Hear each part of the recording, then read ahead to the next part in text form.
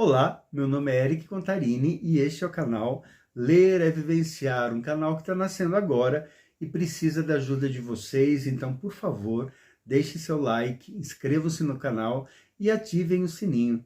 Hoje nós estamos voltando aqui com a segunda parte da tag O Mundo em Sua Estante, Continente Europeu. Então, vamos para a segunda parte do nosso vídeo.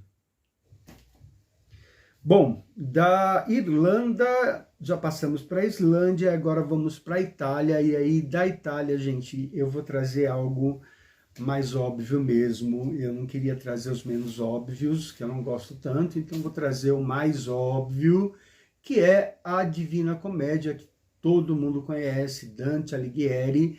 Aqui nós temos ilustrações muito importantes, o ilustrador foi o Gustave Doré, que foi um expoente aí da ilustração no século XIX.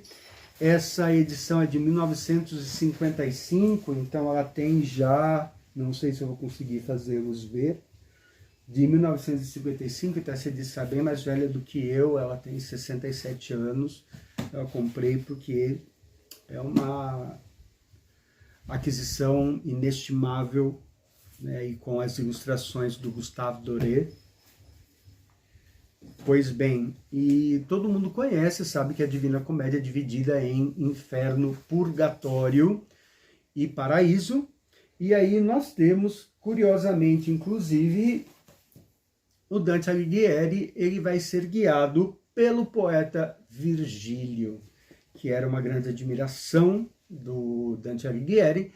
Então ele é guiado ao inferno e ao purgatório pelo poeta Virgílio, e posteriormente, quando ele é guiado até o paraíso, ele é guiado pela sua musa inspiradora Beatriz. Da Itália nós vamos para a Holanda, ou Países Baixos, como eles preferem ser chamados, e nós temos aqui uma obra da Caveirinha, ou Caveirinha, né, pronunciando aí um pouco mais corretamente, a obra X, que é maravilhosa. Nós temos aqui uma pequena sinopse. Bom, tem aqui também, né, um hype do Stephen King. Isto é totalmente brilhante e original. E também do George R.R. Martin. X é assustador e emocionante. E aí vamos à pequena sinopse. Toda cidade pequena tem seus segredos, mas nenhuma é como Black Spring. Pacato vilarejo cercado por uma densa floresta verde que esconde uma bruxa condenada à fogueira há mais de 300 anos. Acorrentada, com a boca e os olhos costurados, Catherine Van Wyler vaga sem rumo, sussurrando a morte para quem se aproxima. Os habitantes controlam seus passos através do X-App, ou X-App, aplicativo que ajuda a manter o segredo diante dos forasteiros. A vigilância constante aumenta o clima de paranoia, enquanto adolescentes testam os limites do perigo, trazendo à tona um mal ainda maior. Tem um plot, sim, fantástico no final, vale a pena, é muito, muito, muito, muito, muito bom. É lógico, né, que histórias têm aí a sua significância, a sua subjetividade, então você pode se identificar ou não com a história. Eu me identifiquei, gostei muito. Tem aqui esse corte maravilhoso, né, em preto. O fitilho aqui para marcar, né, verde, combinando com o título. E nós temos algumas ilustrações, inclusive uma ilustração belíssima da própria bruxa, com os olhos e a boca costurada. Então, assim, é uma edição maravilhosa e está aqui brilhantemente representando a literatura neerlandesa, que é o termo correto, o termo preferido pelos que antes nós chamávamos de holandeses. Das Terras Baixas, né? Dos Países Baixos, perdão, nós vamos para a Noruega. Jo Nesbø, com o seu livro Boneco de Neve. Aqui a gente tem um thriller, um suspense, e eu vou ler para vocês a sinopse. A primeira neve do ano. cai sobre Oslo num dia frio de novembro. Bert Becker chega do trabalho e elogia o marido e o filho pelo boneco de neve que fizeram no jardim. Isso o surpreende. Não foi feito por nenhum deles. Ao olhar pela janela, o menino nota que a figura branca está virada para a casa, com os olhos negros voltados para a janela, para eles. Quando o inspetor Harry Hole recebe uma carta do auto-intitulado Boneco de Neve, não desconfia do tenebroso significado dessa alcunha. Somente após descobrir alarmantes traços em comum entre vários desaparecimentos na Noruega, o policial percebe que está envolvido numa trama muito maior, capaz de testar os limites de sua sanidade. E aqui nós temos um hype do The New York Times, dizendo que o livro é diabolicamente complexo e terrivelmente prazeroso. E um hype também do The Sunday Times, tão arrepiante quanto o silêncio dos inocentes.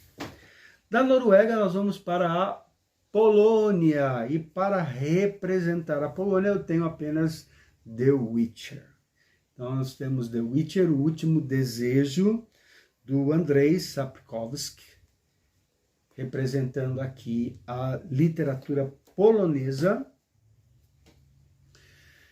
Da Polônia nós vamos para Portugal, e aí eu trago um peso pesado, segundo os próprios portugueses, um peso pesado da literatura portuguesa, que é A Amante do Governador. E eu tenho um carinho muito especial com essa obra, porque essa obra eu comprei na livraria Lelo e Irmãos, no Porto, em Portugal, que foi declarada pelo jornal The Guardian, cuja opinião é muito respeitada no mundo todo. Essa livraria foi declarada como uma das 3 mais belas do mundo.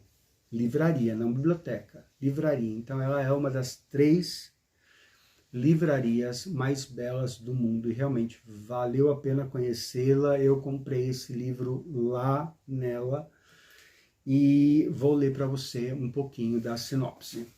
Depois de atacarem Pearl Harbor e invadirem Hong Kong, os japoneses cercam Macau.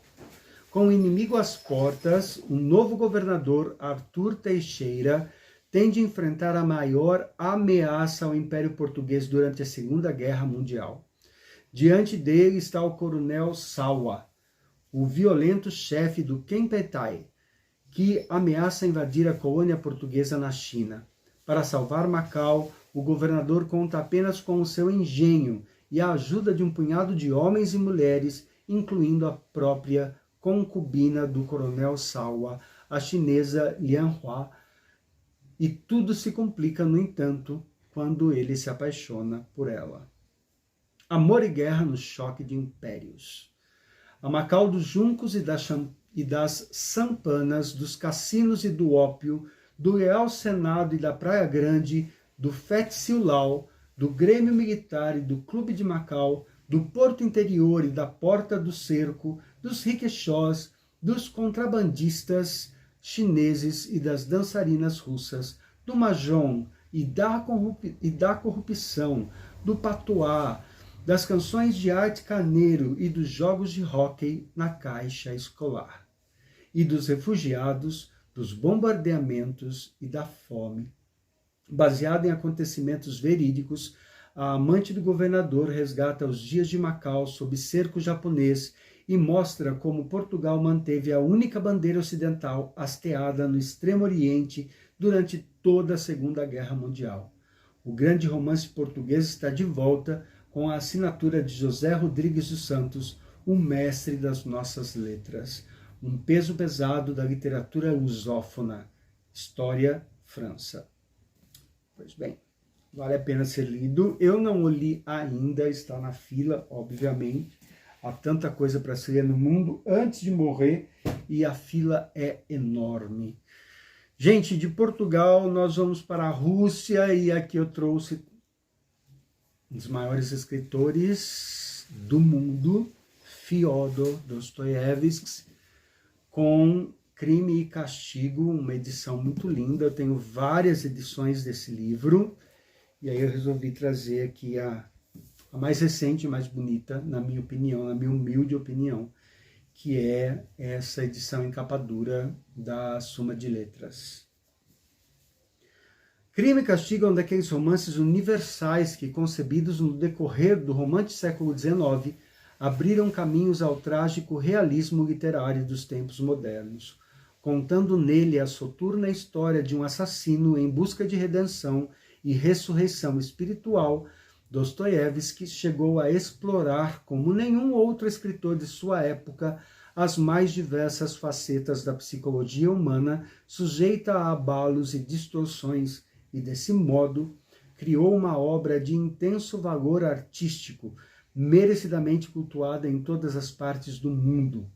O fascinante efeito que produz a leitura de Crime e Castigo, angústia, revolta e compaixão renovadas a cada página com um desenlace aliviador, poderia ser comparado à catarse dos monumentais dramas gregos.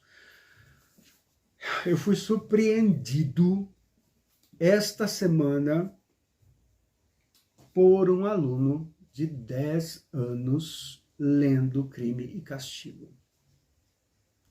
Tá gostando? Tô, professor, tô gostando.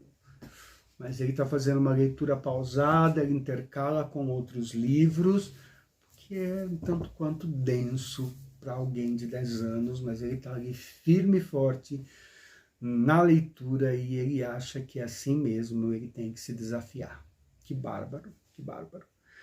Gente, da Rússia a gente vai para a literatura sueca, e aí eu trago o Stieg Larsson, né, com essa trilogia, maravilhosa trilogia, Os Homens que Não Amavam as Mulheres, que é inclusive o título do primeiro livro, ganhou aí versões no cinema. As versões suecas são melhores que as norte-americanas, mas tem aí uma versão norte-americana bastante interessante. O segundo livro é A Menina que Brincava com Fogo, personagens belíssimos e complexos aqui nessa trama, e A Rainha do Castelo de Ar.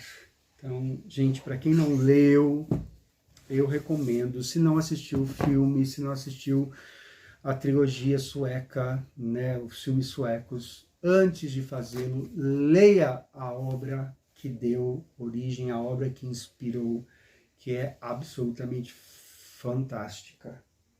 Infelizmente, eu acho que essa edição você não acha mais, mas tem edições novas, não com uma capa tão linda assim, na minha opinião, obviamente.